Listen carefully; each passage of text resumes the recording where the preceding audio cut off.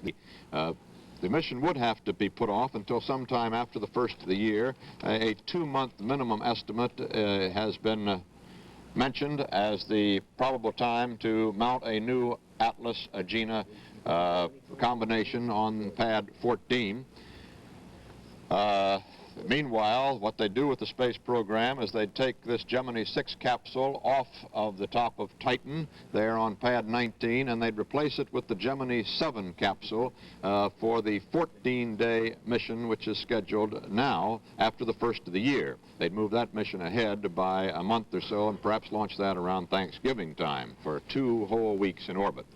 Chuck Von Fremd, how's it looking down at Cape Kennedy? It can't be very happy down there right now.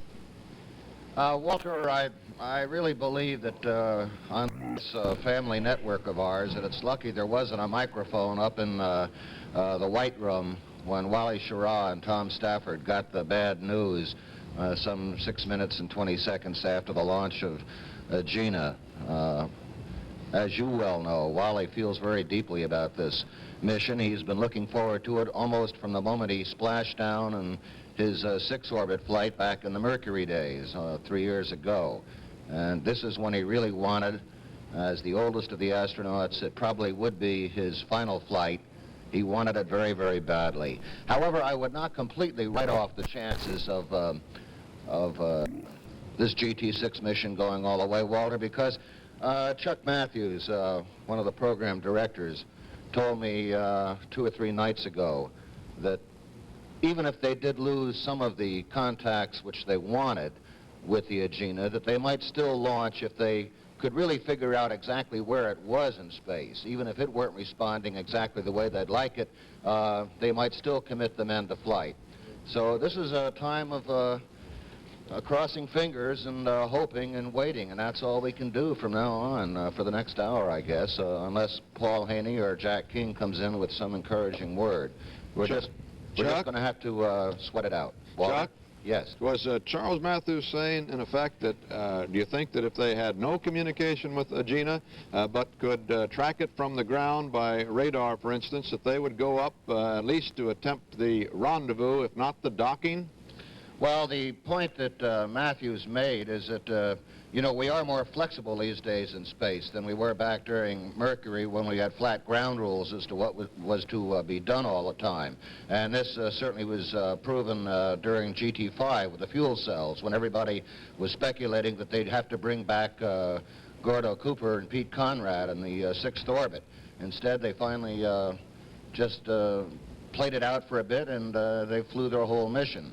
No, I don't think Matthews was saying that if they lost all communications that they would launch, but he indicated that they could get by with less than what they hoped would be, in that awful space age word, nominal. In other words, perfect. Yeah, or normal. Yeah. The Gemini, if it is in orbit, is now past the midpoint in Africa and approaching the eastern coast of Africa, just at the point where that little island, the Malagasy Republic, sits.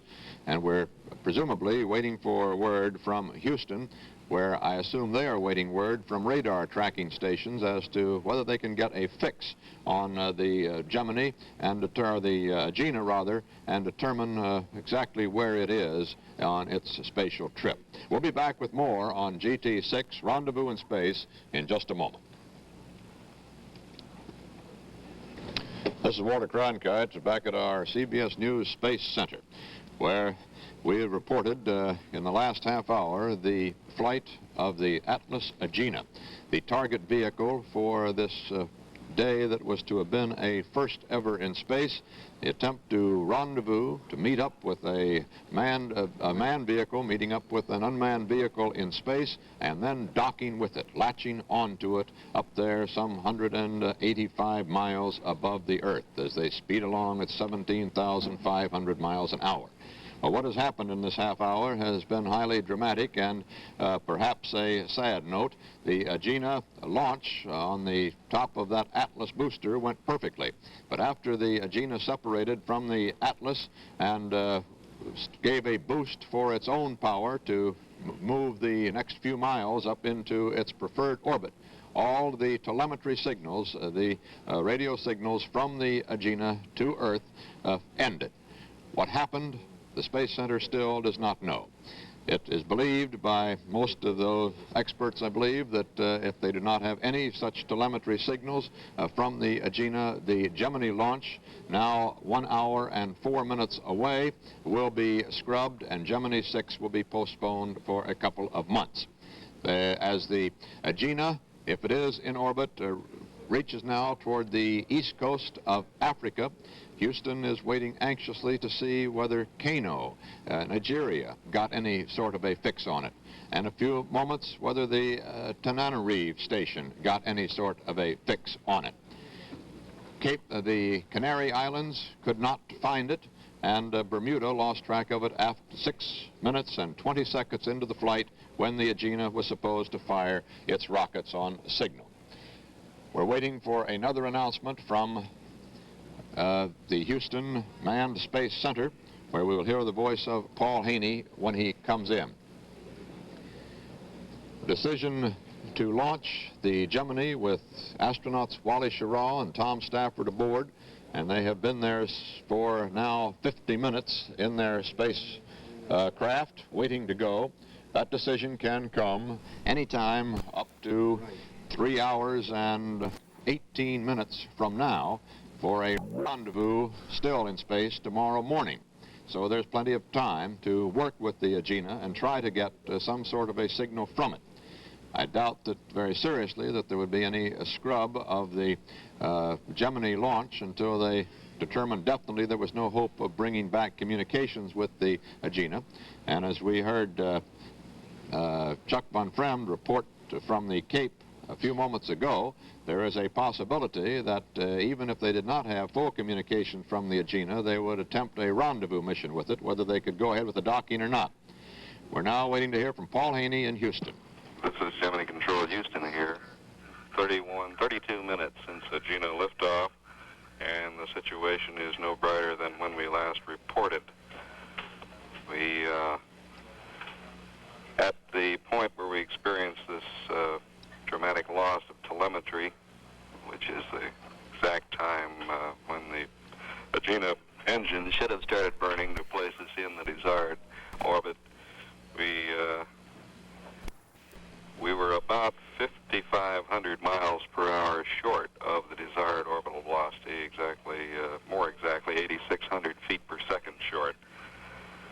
So if we got no burn there, the vehicle by this time is very likely impacted, or it will shortly impact in the South Atlantic.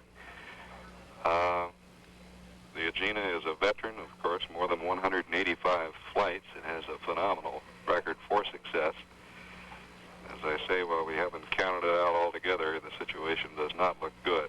Carnarvon is the next station, which has a skin tracking capability. That is, they can bounce a signal from the ground off any object in space, and if it is in orbit, the Carnarvon should see it. At this time, the spacecraft, if it is in orbit, would be down over South Africa. However, we'll wait to Carnarvon probably to make that final decision. We're on our spacecraft countdown. We're at T-minus 61 minutes. And this is Gemini Control, Houston. This is Gemini 6 Launch Control at the Cape. We are up on the 60-minute mark, and we are still counting at Launch Complex 19 as we await further word on the Agena status. As reported from Houston, the next word is expected from Carnarvon. In the meantime, astronauts Wally Schirra and Tom Stafford, while awaiting word, have been completing their switch checks to ensure that all the switches in the spacecraft are in the proper location for launch. As far as the launch vehicle is concerned, our count is continuing and the tests are going well in the blockhouse. We have just rechecked the pressurization of the launch vehicle and are now conducting a series of checks of telemetry with the Air Force Eastern Test Range Tracking Network. All systems still looking good as far as Launch Complex 19 is concerned.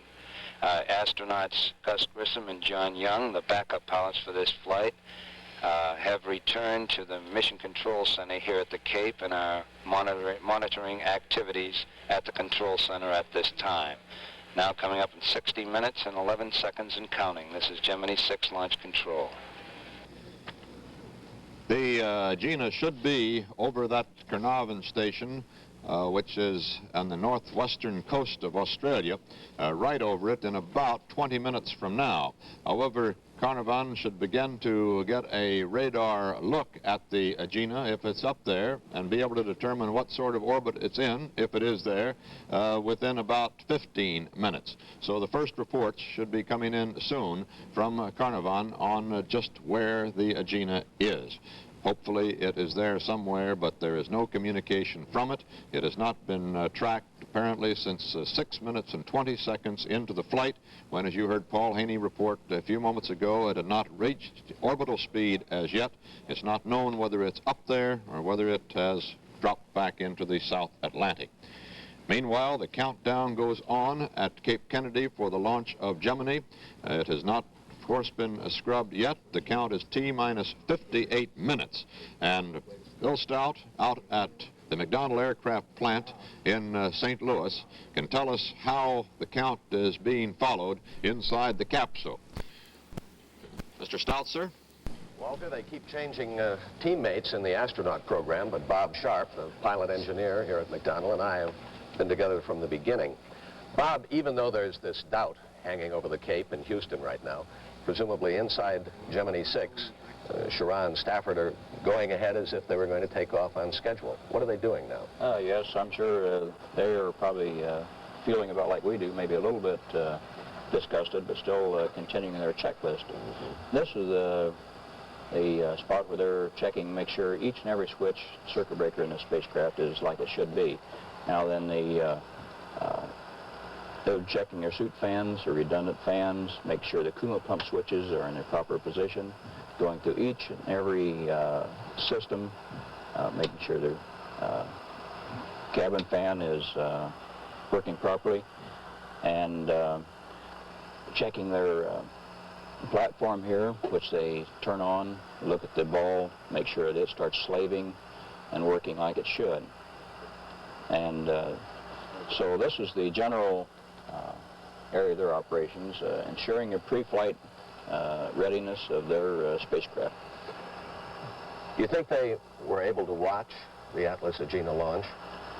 No, they were being inserted and buttoned up at just about that time, and of course they've got the blockhouse, or not the blockhouse, the flight room around them with technicians helping them then getting buttoned up in the Gemini. So they couldn't see anything, but they were, I'm sure they were listening and monitoring very closely what's going on. From what you know of it, Bob, is there any chance, without the telemetry information coming back, that Agena actually is doing exactly what it's supposed to, except we don't know it? There's a possibility. We don't know, and we'll probably get the first inkling when the tracking station in Australia gets its first reports back to the Cape.